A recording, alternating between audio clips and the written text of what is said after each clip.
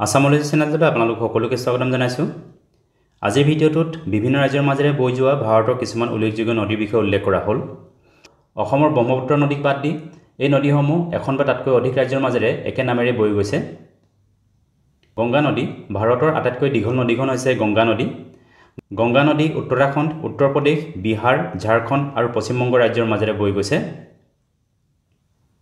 গোদাবৰী নদী হৈছে ভাৰতৰ দ্বিতীয়খন দীঘল নদী।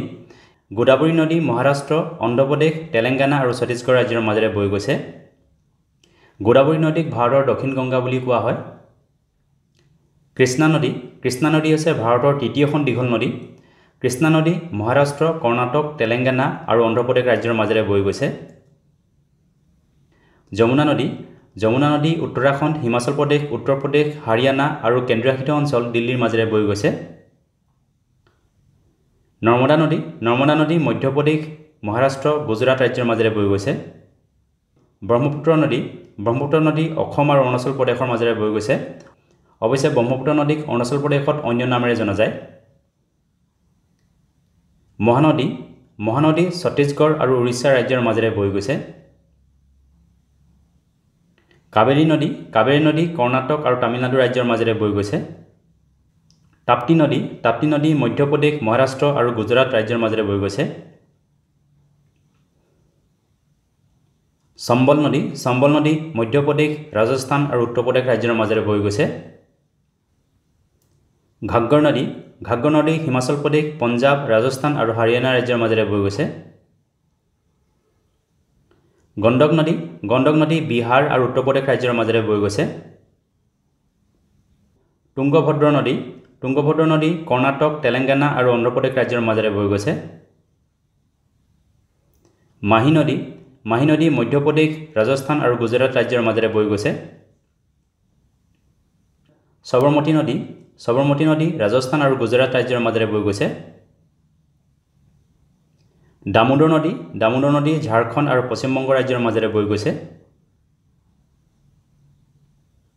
ইন্দ্ৰাৱতী নদী উৰিষ্যা, ছত্তীশগড়, তেলেংগানা আৰু মহাৰাষ্ট্ৰ ৰাজ্যৰ মাজেৰে বৈ গৈছে।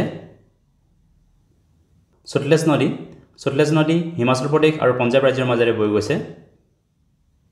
সিন্ধ নদী মধ্যপ্ৰদেশ আৰু উত্তৰ প্ৰদেশ ৰাজ্যৰ মাজেৰে বৈ গৈছে।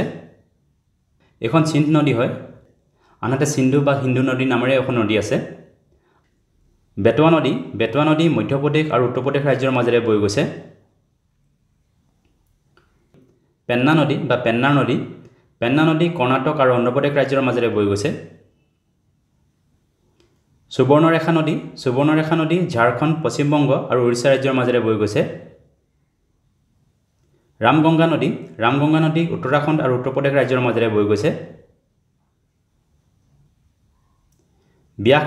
ব্যাস নদী হিমাচল প্ৰদেশ আৰু পঞ্জাৱ ৰাজ্যৰ মাজেৰে বৈ গৈছে। ৰবি নদী হিমাচল প্ৰদেশ আৰু পঞ্জাৱ ৰাজ্যৰ মাজেৰে বৈ গৈছে। তিষ্টা নদী ছিক্কিম আৰু পশ্চিম বংগ ৰাজ্যৰ মাজেৰে বৈ গৈছে। চেনাব নদী হিমাচল প্ৰদেশ আৰু কেন্দ্ৰীয়শাসিত অঞ্চল জম্মু কাশ্মীৰৰ মাজেৰে বৈ গৈছে।